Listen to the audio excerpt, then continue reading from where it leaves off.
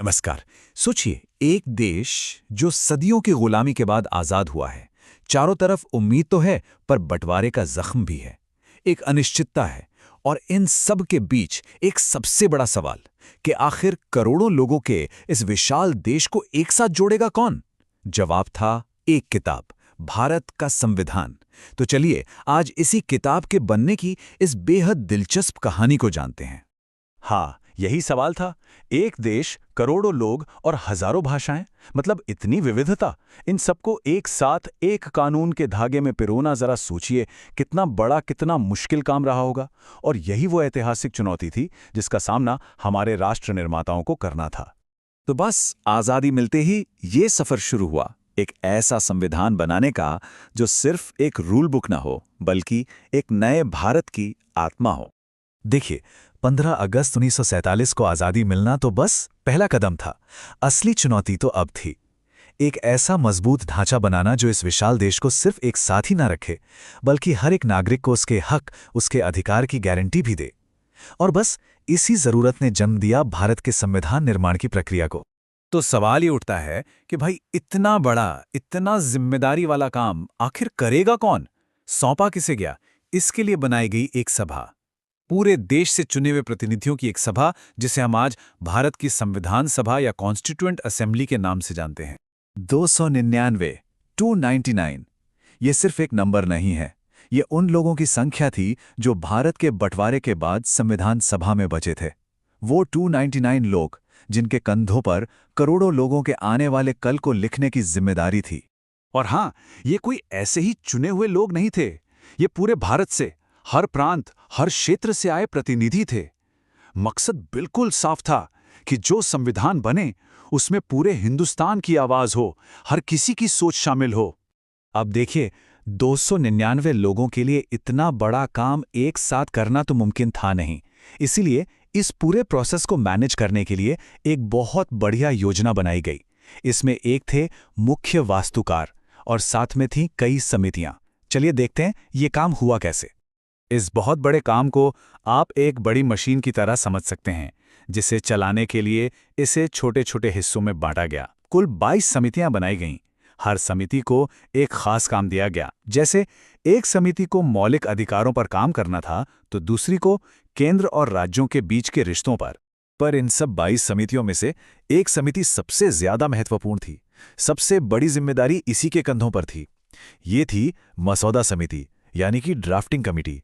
इनका काम था कि बाकी सभी समितियों के सुझावों को इकट्ठा करके संविधान का पहला ड्राफ्ट, उसका पहला खाका तैयार करना। और इस सबसे जरूरी समिति को लीड कौन कर रहा था?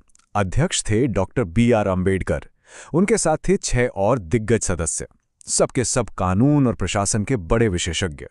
तो यही वो 7 दिमाग थे जिन्होंने हमारे संविधान की नींव रखी, उसे पहला आकार दिया। और यहां एक बहुत दिलचस्प बात है। ये जो शब्द आप स्क्रीन पर देख रहे हैं, ये किसी बाहर वाले के नहीं हैं। ये खुद ड्राफ्टिंग कमेटी के ही एक सदस्य टी.टी. कृष्णमाचारी के हैं। उन्होंने भरी सभा में ये बात कही थी कि कई सदस्य अलग अलग वजहों से पूरा समय नहीं दे पा रहे थे और असल में संविधान लिखने का लगभग सारा का सारा बोझ अकेले डॉक्टर अंबेडकर पर ही आ गया था। मतलब ये बात उनके असाधारण योगदान को साफ साफ दिखाती है। लेकिन कहानी सिर्फ यहीं तक सीमित नहीं है। भारत का संविधान कुछ महान पुरुषों की मेहनत का ही नतीजा नहीं था। इसमें और भी बहुत सी आवाजें शामिल थीं। ऐसी आवाजें जिन्होंने ये पक्का किया कि ये दस्तावेज सच में हर भारतीय का हो। ये नंबर देखिए, 15। ये नंबर संविधान बनने की कहानी के एक ऐसे पहलू को सामने लाता है जिसके बारे में अक्सर बात नहीं होती। जी हाँ, ये संख्या थी संविधान सभा की महिला सदस्यों की। 15 महिला सदस्य। जरा उस दौर के बारे में सोचिए, जब महिलाओं का घर से निकलकर सार्वजनिक जीवन में आना ही एक बहुत बड़ी बात थी। उस समय इन 15 महिलाओं ने पुरुषों के साथ कंधे से कंधा मिलाकर हमारे देश का भविष्य गढ़ा। इनमें अम्मू स्वामीनाथन, दुर्गाबाई देशमुख, हंसा मेहता और राजकुमारी अमृत कौर जैसी कई दमदार महिलाएं थीं। इन सब ने शिक्षा, स्वास्थ्य और सबसे जरूरी महिलाओं के बराबर के हक जैसे मुद्दों पर मजबूती से अपनी बात रखी, और उनकी यही आवाज आज भी हमारे संविधान में गूंजती है। तो इन सभी आवाजों, इतनी बहसों और इतनी मेहनत के बाद हमारा संविधान अपने आखिरी रूप में कैसे आया? चलिए अब वो देखते हैं। 2 साल 11 महीने और 18 दिन।